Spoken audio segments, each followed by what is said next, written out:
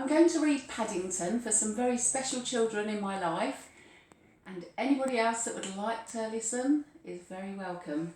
Here's Paddington. So it's Paddington by Michael Bond, and the drawings are by R.W. Alley. Mr. and Mrs. Brown first met Paddington on a railway platform. In fact, that was how he came to have such an unusual name for a bear, because Paddington was the name of the station.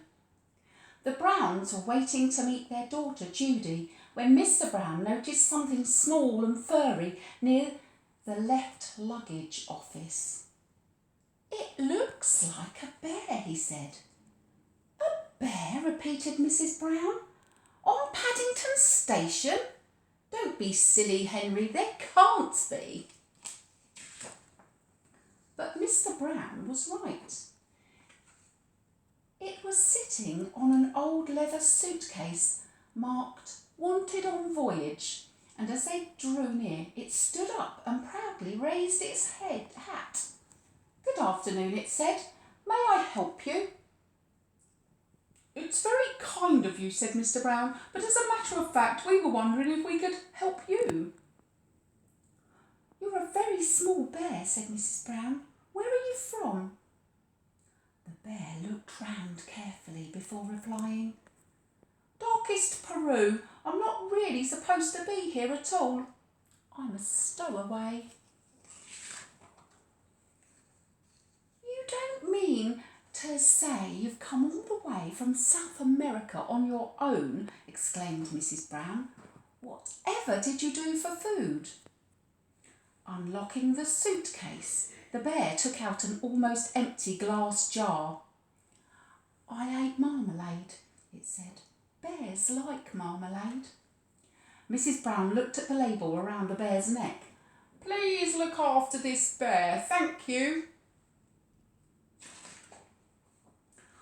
"Oh, Henry," she cried, "we can't leave him here all by himself. There's no knowing what might happen to him. Can't he come home and stay with us?" "Stay with us?" repeated Mr. Brown nervously. He looked down at the bear. Would you like that?" he asked. "That is," he added hastily, "if you have nothing else planned." "Oh, yes," replied the bear. "I would like that very much. I've nowhere to go and everyone seems in such a hurry." "That settles it," said Mrs. Brown. "Now you must be thirsty after your journey. Mr. Brown, can you get some tea while I go and meet our daughter Judy?" "But Mary," said Mr. Brown, "we don't even know its name." Mrs. Brown thought for a moment.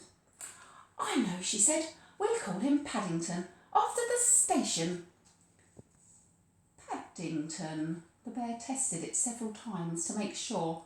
Paddington. Paddington. It sounds very important. Mr. Brown tried it out next. "Follow me, Paddington," he said. "I'll take you to the snack bar." Mrs. Brown was as good as his word. Paddington had never seen so many snacks on one tray, and he didn't know which to try first. He was so hungry and thirsty, he climbed up on the table to get a better look. Mr. Brown turned away, pretending he had tea with a bear on Paddington Station every day of his life. "Henry," cried Mrs. Brown when she arrived with Judy, "what are you doing to that poor bear?" Paddington jumped up to raise his hat, and in his haste he trod on a strawberry tart, skidded on the cream and fell over backwards onto his cup of tea. "I think we'd better go before anything else happens," said Mr. Brown. Judy took hold of Paddington's paw. "Come along," she said. "We'll take you home and you can meet Mrs. Bird and my brother, Jonathan." Mr. Brown led the way to a waiting taxi. "Number 32 Windsor Gardens, please," he said. The driver stared at Paddington's. "Bears is extra," he growled. "Sticky bears is twice as much, and make sure none of it comes off on my interior. It was clean when I set out this morning." The sun was shining as they drove out of the station, and there were cars and big red buses everywhere. Paddington waved to some people waiting at a bus stop, and several of them waved back. It was all very friendly. Paddington tapped the taxi driver on his shoulder. "It isn't a bit like darkest Peru," he announced. The man jumped at the sound of Paddington's voice. "Cream," he said bitterly. "Cream and jam all over me coat." He slid the little window behind him shut. "Oh dear, Henry," murmured Mrs. Brown. "I wonder if we're doing the right thing." Fortunately, before anyone had time to answer, they arrived at Windsor Gardens, and Judy helped Paddington onto the pavement. "Now, you're going to meet Mrs. Bird," she said. "She looks after us. She's a bit fierce at times, but she doesn't really mean it. I'm sure you'll like her." Paddington felt his knees begin to wobble. "I'm sure I shall if you say so," he replied. The thing is, will she like me?" "Goodness gracious!" exclaimed Mrs. Bird. "What have you got there?" "It's not a what," said Judy. "It's a bear called Paddington, and he's coming to stay with us." "A bear?" said Mrs. Bird as Paddington raised his hat.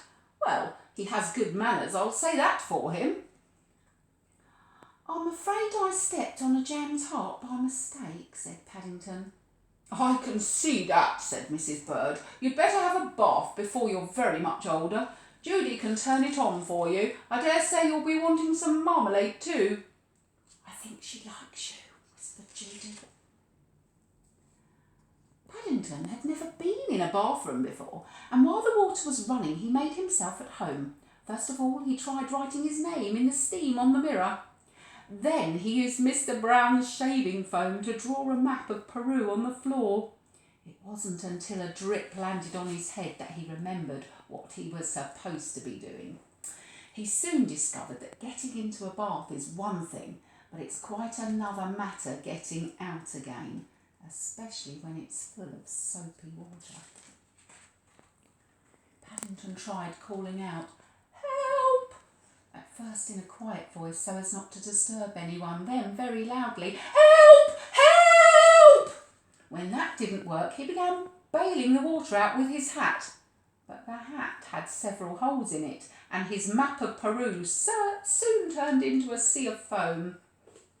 Suddenly, Jonathan and Judy burst into the bathroom and lifted a dripping Paddington onto the floor. "Thank goodness you're all right," cried Judy. "We heard you calling out." "Fancy making such a mess," said Jonathan admiringly. "You should have pulled the plug out." "Oh," said Paddington, "I never thought of that." When Paddington came downstairs, he looked so clean, no one could possibly be cross with him. His fur was all soft and silky, his nose gleamed, and his paws had lost all traces of the jam and cream. The Browns made room for him in a small armchair, and Mrs. Bird brought him a pot of tea and a plate of hot buttered toast and marmalade. "Now," said Mrs. Brown, "you must tell us all about yourself. I'm sure you must have had lots of adventures." "I have," said Paddington earnestly. "Things are always happening to me. I'm just that sort of bear." He settled back in the armchair. "I was brought up by my Aunt Lucy in darkest Peru," he began, "but she had to go into a home for retired bears in Lima."